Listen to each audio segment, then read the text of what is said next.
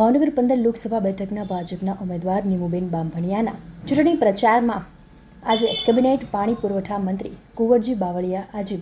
ભાવનગર જિલ્લાના વિવિધ મથકો પર કોળી સમાજના લોકો સાથે સભા યોજી રહ્યા છે, જે અંતર્ગત આજે ભાવનગર શહેર ખાતે યોજાયેલી બેઠકમાં તેમની સાથે જીતુ વાઘાણી, પહેરતીબેન શિયાળ, સેજલબેન પંડ્યા તેમજ દિવ્યેશ સોલંકી સહિતના નેતાઓ જોડાયા હતા, જ્યારે નીમુબેન જંગી લીડથી વિજય બનશે તેવો વિશ્વાસ વ્યક્ત કર્યો હતો.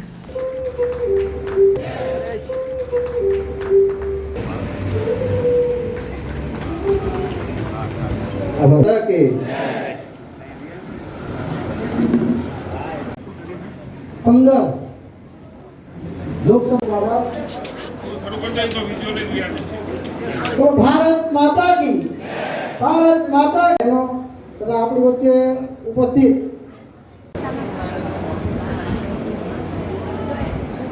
मैं पार्टी जीत नरेशभाई भगवाना तमाम मेहमानों ने स्टेज पर आसन न्याय आपी दो ने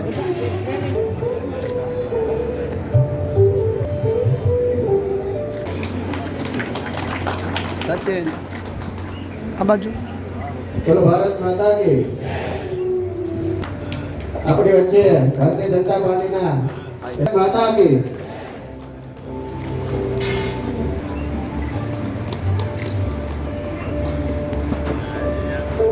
ત્યારબાદ આપણા પૂર્વ પ્રદેશ અધ્યક્ષ અને પશ્ચિમ નગર લોકસભા મત વિસ્તારમાં આજે અમારા સમાજ અને સમગ્ર સમાજના આગેવાનોની ઉપસ્થિતિમાં આ બેઠકના લોકસભાના ઉમેદવાર બેન શ્રી નીમુબેન બામભણિયાના સમર્થનમાં આ બેઠકના પ્રવાસમાં હું આજે આવ્યો છું. મારી સાથે આ વિસ્તારના સન્માનનીય પૂર્વ પ્રદેશના અધ્યક્ષ અને સન્માનનીય ધારાસભ્ય જીતુભાઈ, અભયસિંહભાઈ, અમારા પૂર્વ સાંસદ ભારતીબેન અને સૌ સંગઠનના હોદ્દેદારોની ઉપસ્થિતિમાં સૌને સાથે રાખીને આ વિસ્તારના ધારાસભ્યોને પણ સાથે રાખીને આજે સવારે વલભીપુર તાલુકામાં,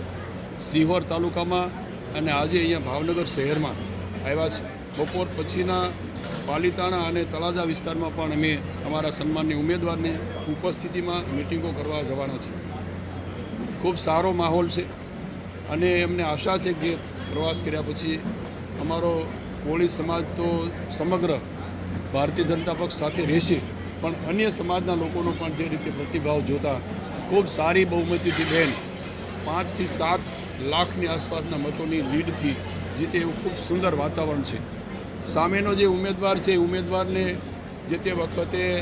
બોટાદ વિધાનસભા વિસ્તારના મતદારોએ ભૂલ કરી હતી,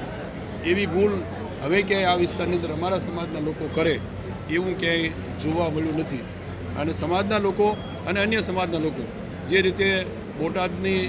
એ વિધાનસભામાં જે તે વખતે ભૂલ થઈ હતી એનું પુનરાવર્તન ન થાય એના માટે અમારા સમાજના આગેવાનો પણ અમે બરાબર લોકોના ધ્યાન ઉપર અને અમારા સમાજના સૌ નાના મોટા ભાઈઓ બહેનોના ધ્યાન ઉપર અમે મૂકી રહ્યા છીએ. એટલે આ સીટ અમે લગભગ અમે ખૂબ સારી લીડથી, કદાચ આ વિસ્તારના લોકોને કલ્પના નહીં હોય એટલી લીડથી અમે આ ભારતીય જનતા પક્ષના ઉમેદવાર તરીકે સૌ સમાજના આગેવાનોની પ્રયત્નોથી, મહેનતથી અમે જીતશું.